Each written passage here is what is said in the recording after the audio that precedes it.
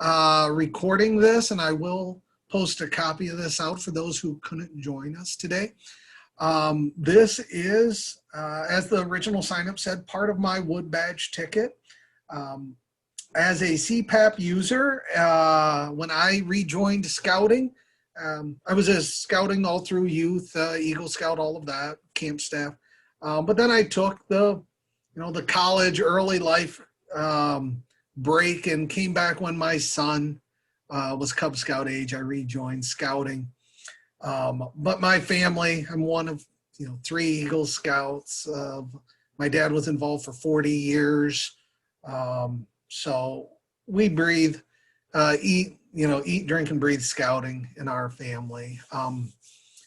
My oldest son is now just waiting on his board of review for his Eagle Scout. But when we came back, I needed a CPAP, and that was kind of a hurdle for me to go camping.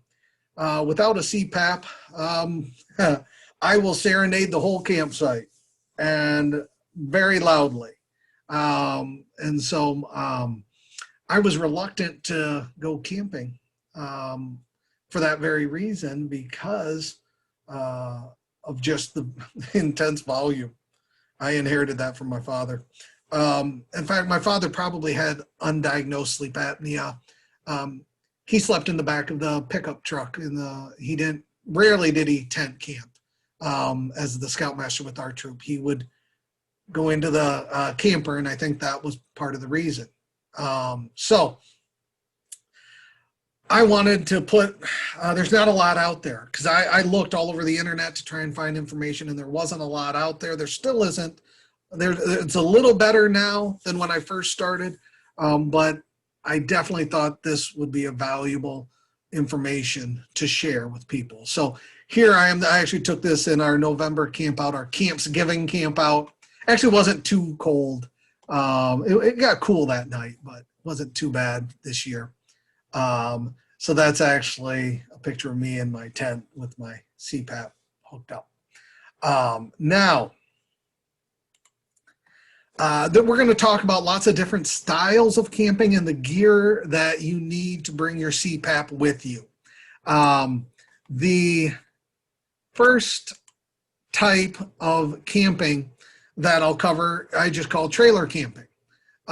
You've got your troop trailer in tow. When we bring our troop trailers, we're not camping very far from them. So really, equipment weight is a minimal concern at this point.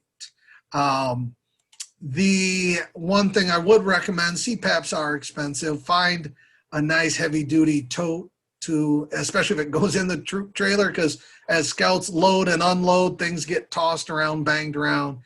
Protect your investment. Get a nice heavy duty tote to put your gear in to keep it protected as it goes down the highway. The one thing I'd also recommend is just keep a really long extra extension cord in the trailer, because you never know, sometimes there's an outlet fairly close by. If you have a 75 or 100-foot extension cord, don't cheap out. You want a heavy gauge one. You don't want to go with the thin gauge wire. But invest in a high quality extension cord. And you can run an extension cord sometimes and bypass the need for this. Now,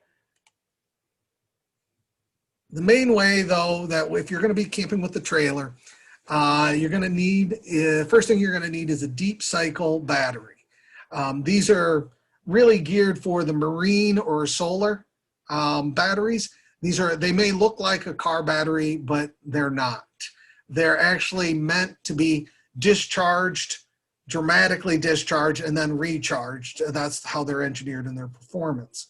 A car battery, on the other hand, a car provides a surge of electricity as you start the car, and then the alternator takes over, recharges the car battery.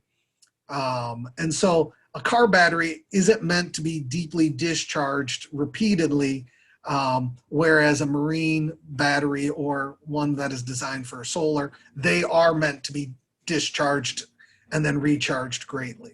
So you want to invest in a deep cycle battery.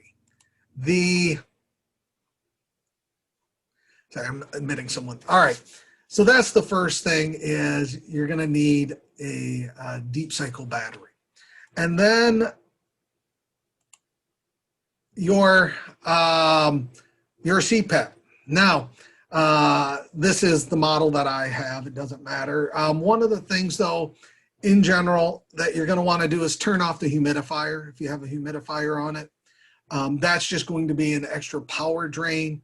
And if you can get by without it, you probably should. It will make the batteries last much longer. Mine even has a heated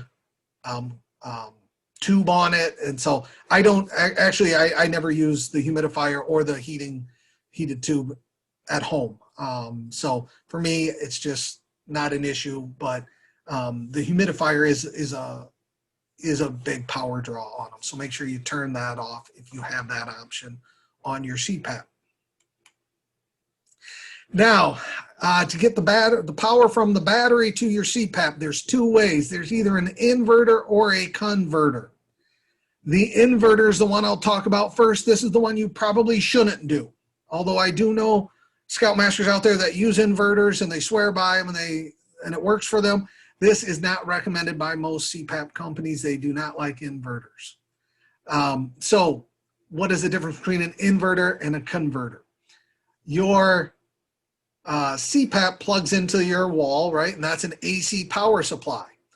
Well, then the CPAP itself runs off DC power. So that's when you just have yours plugged in at home. There's that block that is in the middle of the power cord, like this. Let's see if my camera will pick it up right. You know, you've got a power, the camera's not liking that, but you got that heavy block. That's converting AC to DC. So in an inverter, you're taking DC power, converting it to AC power, plugging in your CPAP, which then reconverts it back to DC.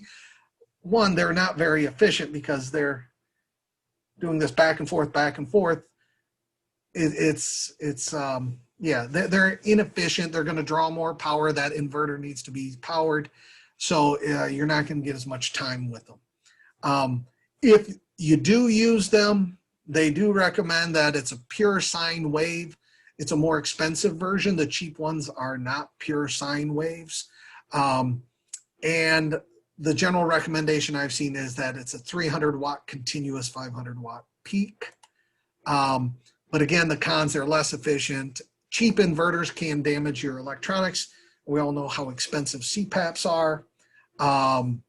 And they're not recommended by most CPAP companies. Again, I've seen people use them. They love them. They swear by them. They have no problem. But the recommended method for using a deep cycle battery is going to be using a converter. It's going to convert the DC that's coming from the battery into a form usable by your CPAP. Now, you take, here as you see these alligator clips that would clip onto the deep cycle marine battery. This is essentially the car outlet, the power outlet that you'd have inside a car, that style, the female end. And then you're going to contact your CPAP manufacturer. Almost all of them have a DC to DC converter. And you're going to purchase this. I think this is the Philips, maybe, or this, I can't remember actually. But this is a converter that would plug in and then go directly into your CPAP. So that's one, depending on what brand you have, contact the company and look for a DC to DC converter. Again, you're still probably going to need an adapter though to hook that to the battery. Now, the pros for this, it's going to be the cheapest method that you have for getting out there. A deep cycle marine grade battery, I want to say 125, 150 bucks is probably ballpark. What you're going to pay for one of those batteries, maybe a little higher. They can easily last a weekend without recharging the battery. so you'll be able to get through a weekend camp out with no problem. You can probably get through a week-long summer camp experience with, say, one, recharging it midweek, taking the battery down, getting it charged up using a regular battery charger. So you can definitely, and I see this all the time, taking it up a notch. I have seen one troop trailer that has solar panel installed on the roof of the trailer, and that was to a trickle charger. So every morning the Scoutmaster would hook his battery up to the solar panel and have it charging his battery using the solar power from the trailer. Yeah, if you got that skill set, by all means, that's a next level. Building a charging station right in to the trailer. Now the cons, these are heavy. They can be 60, 70 pound heavy, depending on the type of battery you buy. So yeah, you take that into consideration. That's why we're going to use this on a trailer.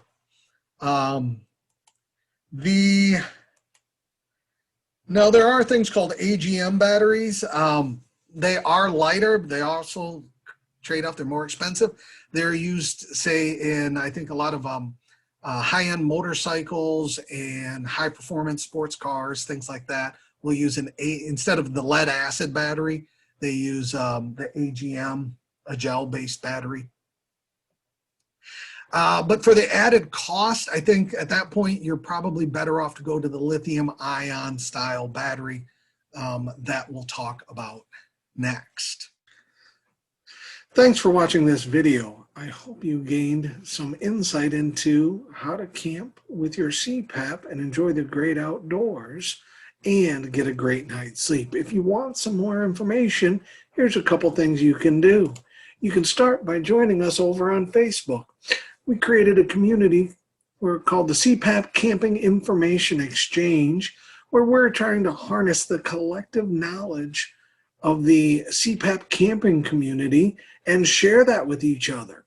Many of us have been trying to do this all on our own and with some success, but we're stronger together. So join us over at the CPAP Camping Information Exchange on Facebook. Now, there are a couple more videos you could watch. I've linked those over here. There's a playlist with our videos, so you can go there. And if you like this kind of content and some other variety of content, we're going to be creating a channel that you can subscribe to here.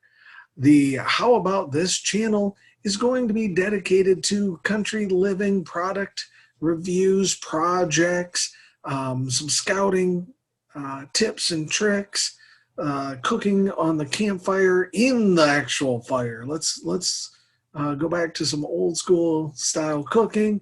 So there's just going to be a variety there, and we're going to let the community kind of help direct which way that channel goes by their requests and feedback.